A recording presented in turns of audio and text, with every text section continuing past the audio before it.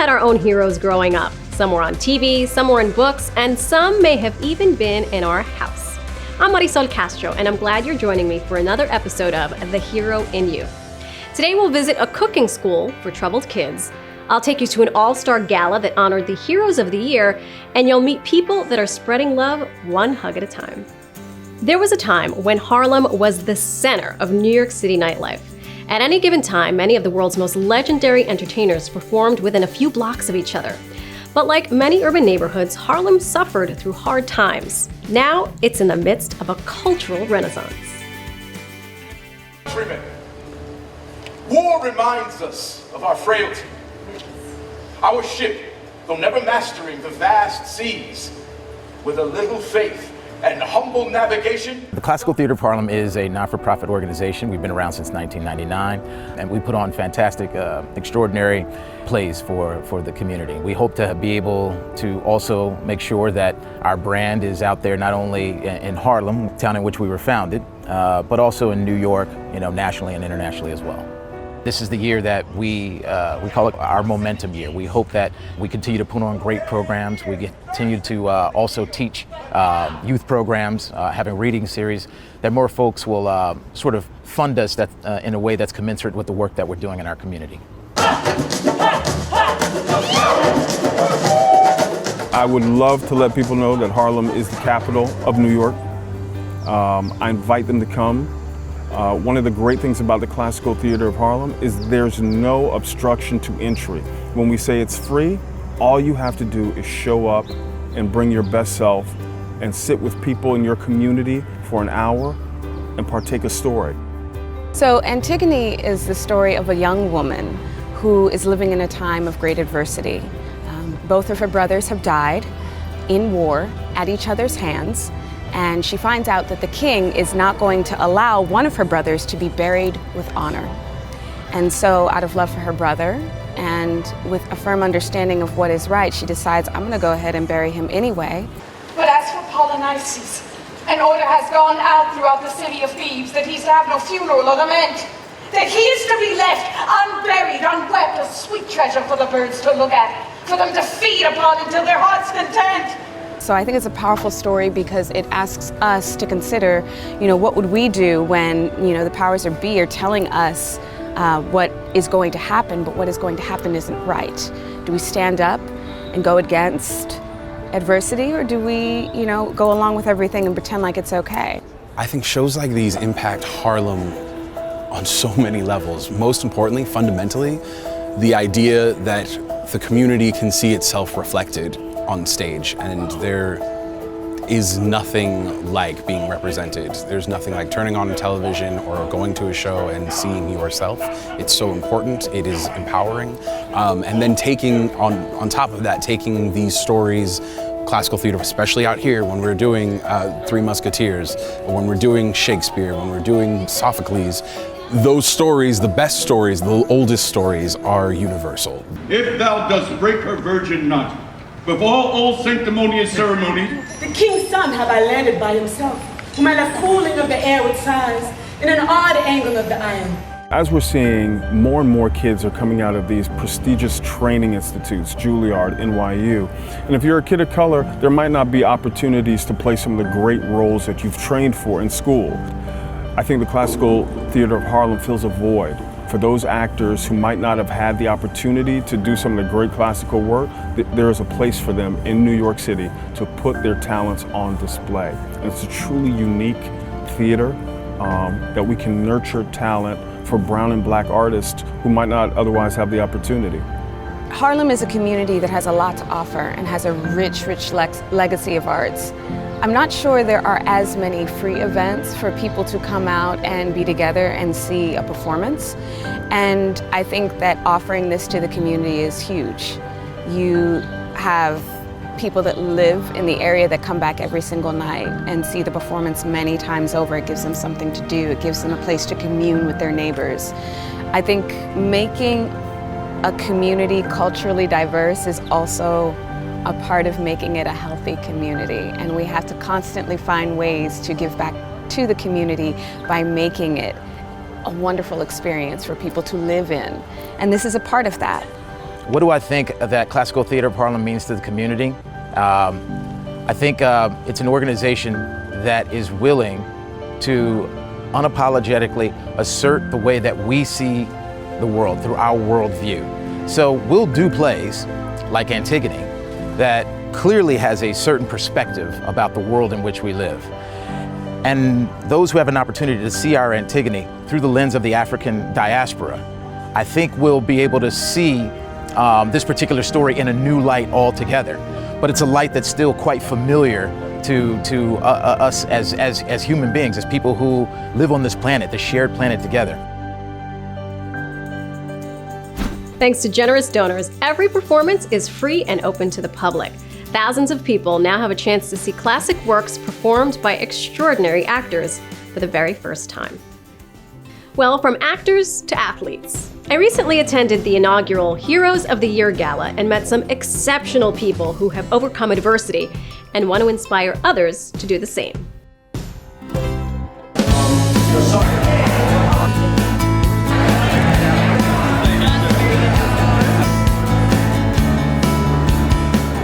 Athletes, philanthropists, and entrepreneurs. These 6 individuals are Red Bulletin's first ever Heroes of the Year.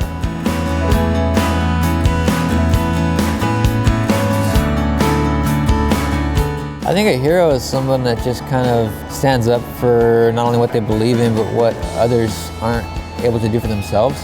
But a lot of people who do get injured are extreme athletes, or are athletes in general, that think their life is over, but don't have a release anymore because they think they're stuck in a chair, they're stuck at home, they're stuck doing what the doctor told them they can do. I think it's our personal obligation as individuals, whether you're good at math or art or music or racing or whatever it may be, to invest in yourself, to continue to chase that passion and raise that bar upon yourself, because that's how society in general is uplifted all around.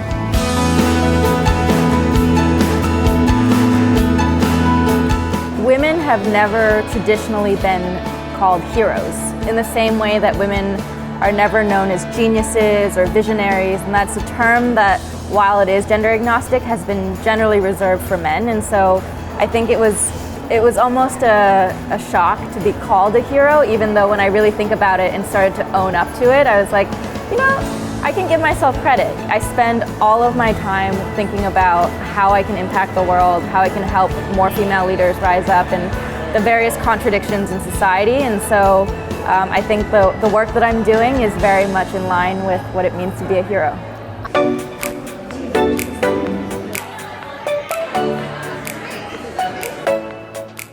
I never had time to react because I've been constantly working nonstop, and Red Bull hits me up and like, hey, I'm doing this. I'm like, I'm there, don't worry, no matter what, anything you need me for, I'll be there. And being recognized and honored is cool, not always my thing, unless I feel like I can parlay that into another opportunity to use as a platform to push forward my initiatives. At the end of the day, legacy is defined by everyone else anyway. You can think whatever you want of yourself. And because I was the one on the front lines in Puerto Rico with water filtration systems, solar lanterns, and all these other things, I had other leaders coming up to me and say, yo, you're our leader. I was like, whoa.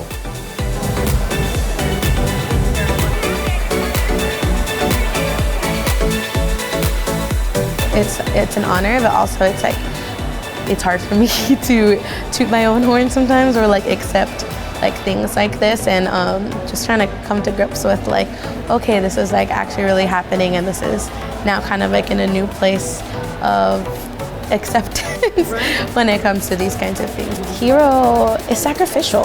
It's like when somebody sacrifices of oneself for the betterment of others. In whatever way that you see that, in whatever shape or form, it comes in varieties. But I think it's like when sacrifice comes into play and like genuine self-sacrifice, I think that's when you put yourself in front of others, you know, in order for their betterment or for their good. So I think there's no grand reward when there isn't like a grand risk, and if that risk is of oneself, I think that's like when the hero comes to play. You can actually complete a 100-mile race. If they do enough marathons, they get used to it. So it's just being persistent, it's not giving up, it's being super hard-headed, not quitting, and realizing that there really aren't any any physical limits to the body and the mind. Remember, it's only good. Remember, it's only good. Remember, it's only good. Remember, it's only good. There's a hero waiting to emerge in all of us, and here's how you do it. Identify a problem, formulate a solution, and follow through. For example, the problem is a senior citizen with a grocery bag trying to cross a street. The solution is to help. The follow-through is you hold the bag and assist her getting to the other side. You are now a hero. Hopefully, that grocery bag is filled with plenty of fruits and vegetables because diabetes disproportionately affects people of underserved communities.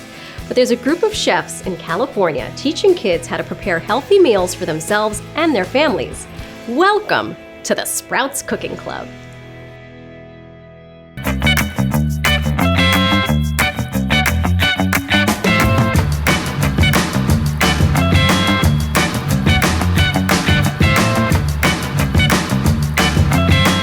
So Sprouts is a culinary nonprofit based in the Bay Area, and what we do is we get kids from all different backgrounds and we get them cooking real foods for themselves and their communities.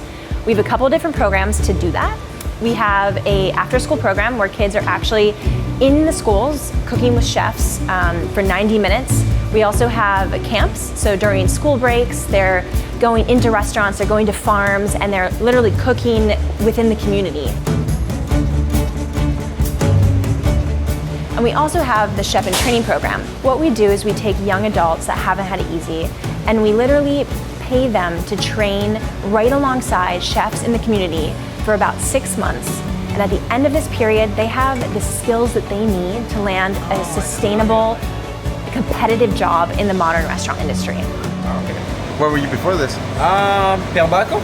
Oh, Zion Restaurant? We're at Gibson Restaurant, which is in the heart of San Francisco.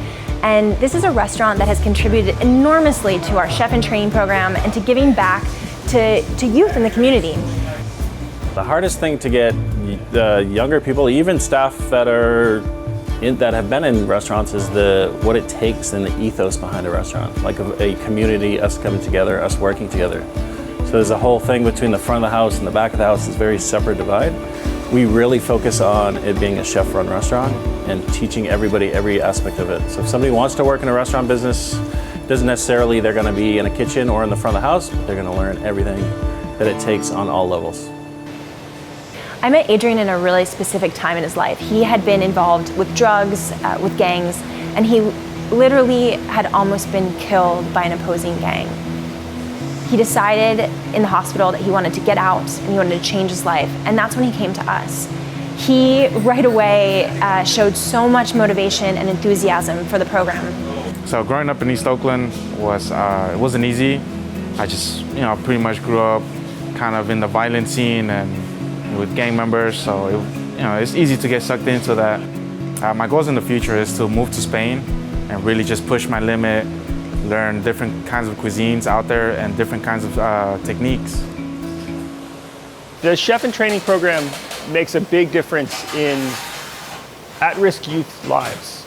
It teaches them accountability, it teaches them responsibility, and it gives them a real skill that they can lean on throughout their life as they grow. It gives them a way to make a really honest living in an amazing industry that they can take anywhere. When I was introduced to Ben and everyone at Pizzaiolo, it was really huge for me to be in such a beautiful restaurant with such homemade food from scratch and learn every step of it. I learned my knife skills there. I learned so much, and bottom line, I gained like family members, and I was sent home every day. I would ride my bike there, and I had a basket, and my basket was full of food every day I left. We're really excited about this because it's a very catered, intimate program that really lends to success. 72% of all of our applicants have landed a job in the industry immediately after their internship, and 86% have gone on to graduate and do upper education or go back into the culinary industry years later. I have lived through a lot of stuff, and I want to show the world that a young woman can conquer her dreams. Programs like this, like Sprouts Cooking Club and the CIT, kind of give you hope again, kind of like, you know, teach you what a family is, kind of teach you where, shoot you the right direction, and getting just the basics of that. With these programs, it just means a whole lot. Sorry, that stuff looks so good, and I'm starving, and we don't break for lunch until after the show. So here's another story of ordinary people doing extraordinary things.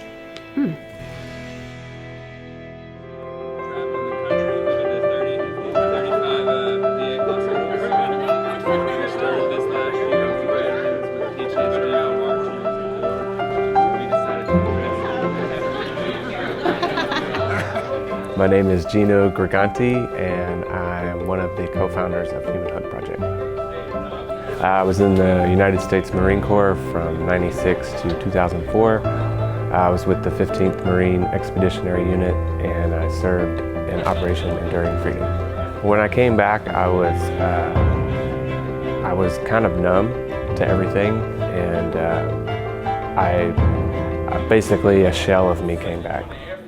My name is Ian Michael, and I am the co-founder of Human Hug Project. Served in the United States Marine Corps from 1999 to 2004. One night I had this dream that I was biking across the country, giving hugs. I had the word human on my back. The goal of Human Hug Project and our Hug a Vet campaign is to hug veterans at every VA hospital in the country. Currently there's 155 and growing.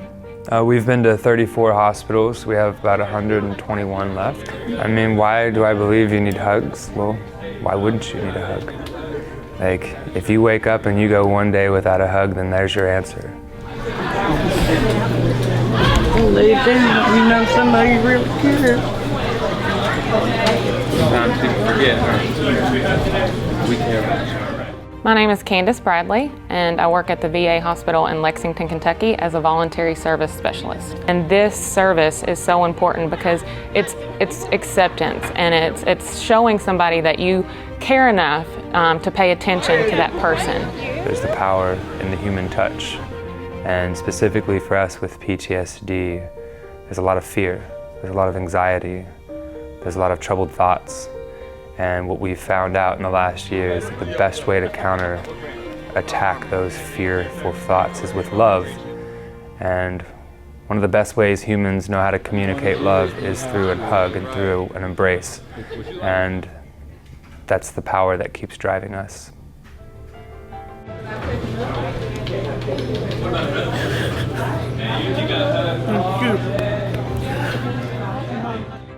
The camaraderie that I was missing, that I didn't realize I was missing from the Marines, I got that back through hugging. So I need them, and I'm gonna keep doing them.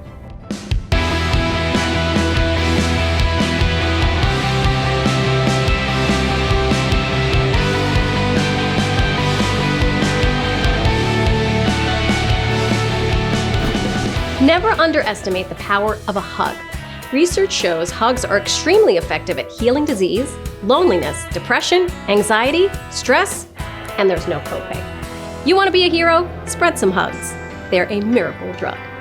I'm Marysol Castro. See you next time. And remember, el verdadero héroe vive dentro de ti. The real hero lives inside you. Until next time.